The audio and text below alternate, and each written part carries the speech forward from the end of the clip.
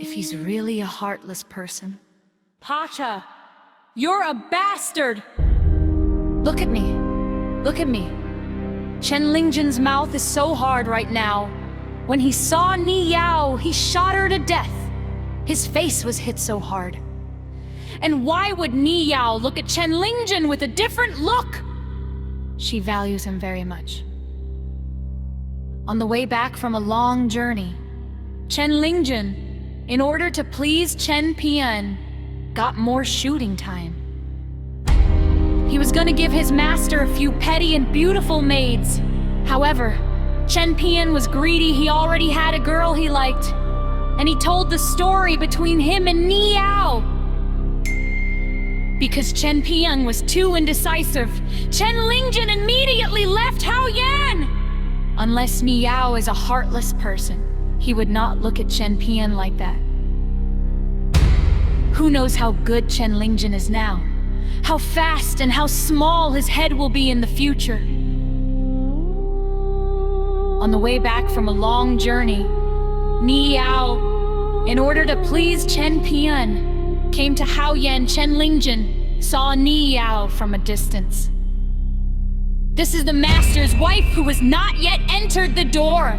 She is still young, but she is fighting for a rare chance to show her face. After all, Nie Yao is still the most beautiful person in the world. She is a real level 13 pure swordsman. Even if she is a famous eye-catching person in front of Nie Yao, she can only eat soft rice.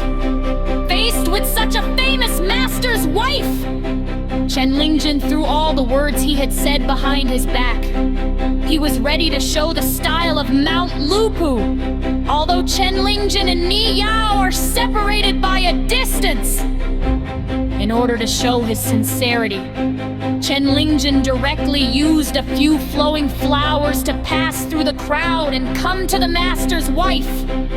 Without waiting for Nie Yao to react, Chen Lingjun directly clenched his fist with both hands and then bowed deeply.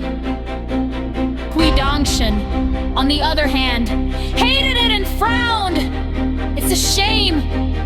It's a shame. The style of Mount Lupu was completely defeated by this kid. Nie Yao, who had lost money that year, knelt down and kowtowed directly. Chen Lingjun, you little kid, how can you have the reason to fight? Can this show your respect and admiration for the master's wife?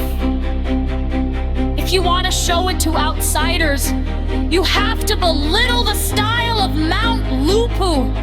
So Hui Dongshan did what he wanted to do. He took advantage of Chen Lingjun's words and fell on the ground. Chen Lingjun seemed to feel the intention and also knelt down on the ground.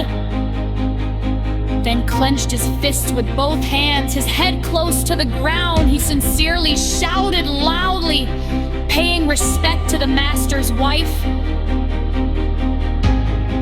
Although there is a lot of wealth, Nie Yao has now barely adapted to the style of Mount Lupu. But Chen Lingjun lying on the ground made Nie Yao a little impatient. So she said, "Get up and talk!" Chen Lingjun replied, "The ground is cool in his eyes. There is gold under a man's knees. The more expensive, the better."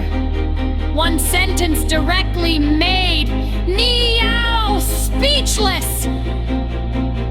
Although it was Nie Yao's first meeting with Chen Lingjun, she had already heard many things about him from Chen Pian. Earlier, when Chen Lingjun followed Chen Pian to the small town, he rushed to the iron ginger shop to scold the weak and old, claiming he was old enough to fight his master.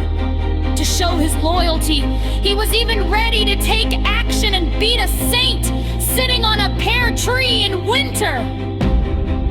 Later, when Bai Yujiang and Lu Chen visited Mount Lupu, Chen Lingjun beat their shoulders more than once, making himself seem like a hero. His most exciting battle was when he met Chen Qinglu. the Dragon Slayer, for the third time and became friends with him. Once, thinking his friend was drunk and said something wrong, Chen Lingjun jumped up and struck him directly. When this Yujiang water snake reached a higher realm, it became even more terrifying during a visit to Longguan County. He slapped a Taoist and even suggested changing the Taoist name. As for the young Big Xiao Dangzhu, Chen Lingjun showed only sympathy, yet still struck him while joking about the grass on his body. Any one of these powerful figures could cause chaos if provoked, enough to shake even great cultivators. Yet for Chen Lingjun, this story can be described in just one word: fate. Although his world seems unbelievable to outsiders, Nie Yao can clearly feel that every time Chen Pian talks about him, there is warmth and admiration in his eyes. So Nie Yao thinks that perhaps Chen Lingjun himself doesn't realize that the paths he has walked have filled many gaps in the heart of the young mountain master. Those are roads Chen Pian has never walked, places with high mountains and vast rivers, with big bowls of wine and hearty bites of meat. Because of this, Nie Yao begins to see this little white dragon who loves to flatter